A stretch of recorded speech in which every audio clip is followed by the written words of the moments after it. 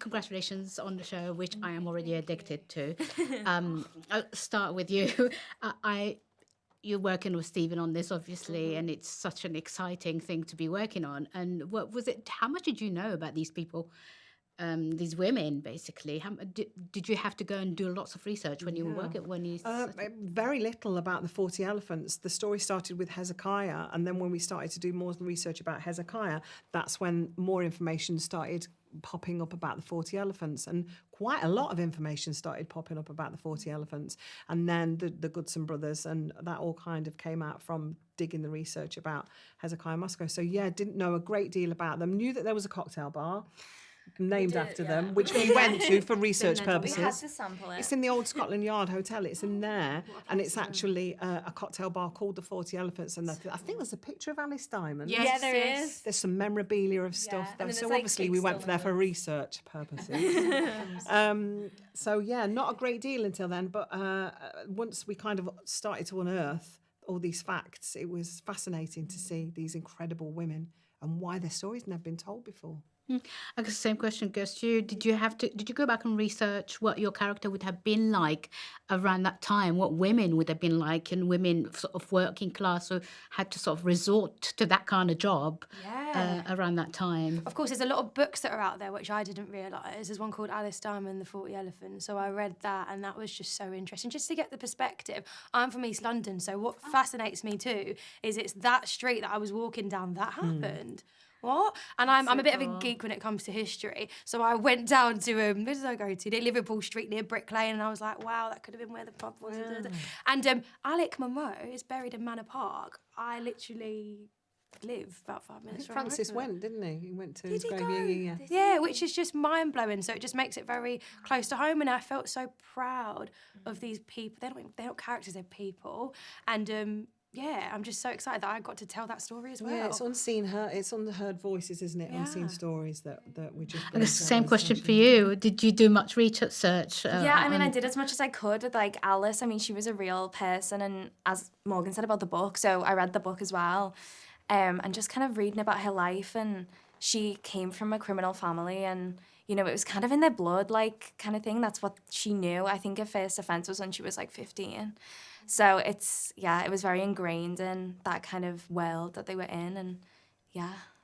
Yeah, you work on Stephen Knight on this, and he's known for sort of really getting into the sort of he's the representation of working class throughout the ages. Really, are some of the most exciting and most sort of respectful for those characters. What was it like working with him? It's amazing. It's even like you just said, and Morgan, you put it so eloquently before when you said he does almost poetical. Yeah, I feel like he puts poetry into the mouths of people you wouldn't expect it for. When I think of a poet, I think of someone with a particular accent, but to put it in mouths of working class people, not compromise on the accent, keep it authentic. It's just gorgeous. My first falling of love per se to his writing was Peaky Blinders, and I've seen This Town. I thought that was fantastic. The way he brings history back to now and makes it so cool and relevant is just next level. Yeah. Hannah, you're exec producer on this. What does that entail? It's from concept to post production. It's been involved in the whole process, really. The idea came from just a photograph that got sent to myself from Tom Miller, who's from Water Power, the other production company alongside Story Collective. And it was just a picture of Hezekiah Moscow. We saw that, and then we just started doing the research. I put it under the nose of Stephen Knight. He fell in love with the idea. I'm involved very creatively as a producer, so not the logistics of the whole kind of scenario, but very much the creative. That's my strength, I would say, as a producer. You've worked with your other half on other... too much. Or is it is it always fun? And do you try to sort of keep it work, or is there lots of exchange around those characters? Well, they're not around the characters in this, because Eliza and Sugar never really meet. We said we think she's the only person that he could possibly tell him off and get away with it, maybe, but they never meet. But he's my best friend in real life, so it's very easy. It's a pleasure to go to work together. Yeah, I'm really looking. I've seen a couple of episodes, and I'm literally already hooked. Are you excited about this going out and So sort of excited. seeing how you feeling about it? I mean, I think it's just like everyone's hard work, and like Hannah and Stephen and everyone, like the writers as well, like the team of writers. I just think like the work that you've managed to create is just so immense. When I was watching it, I was saying to Hannah, it feels like you're watching a film every episode. So beautifully told and shot, and the music's amazing. Like we were saying when your mum was dancing to the theme tune. Happy choir. Yeah. So yeah, I'm just excited to see people's reactions. Like there were so many people on this project. You see only a small amount of us, but Yeah. the sheer amount of people behind hard the scenes and their hard work. I'm so excited for them to see it too. What excited me the most about this is hearing all these working class accents throughout it.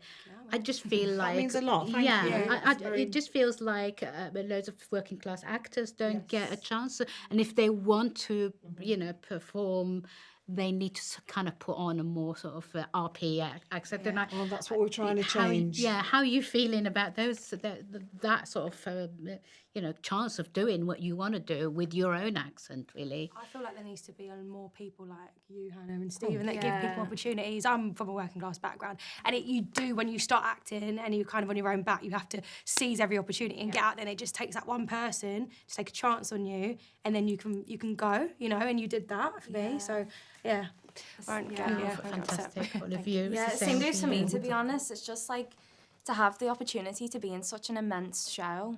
Like I feel the same with Hannah and like the guys. Like when they see faith in someone, and it's like you feel like it's based on your ability. It's such like a reward and amazing thing, and I just feel so lucky. Yeah, like we all do. Yeah. Oh God, let's have a fog. I feel like we should. And I just want to touch on the Malachi character and how you said that was your entry into this whole thing. I had no idea people like him even were in London at that time. Was it important for you to sort of represent that? So important. We had a very early conversation with Steve Knight and David, who was our historical co-producer, executive producer on the series, and he said, what was unknown, which we really wanted to portray, was the diversity in London at the time, and that really there was more of a class divide rather than the race divide. So we really wanted to show that, and I think we've done that, in a really lovely way to show all these different people in this world that coexisted. Brilliant. Thank you so Thank much, you. Oh, thank everyone. you. Really lovely. I'm just so loving. Oh, thank you. Ladies and gentlemen, you're watching Hey You Guys! Hey, you guys! Hey, that's what they all say. There you go.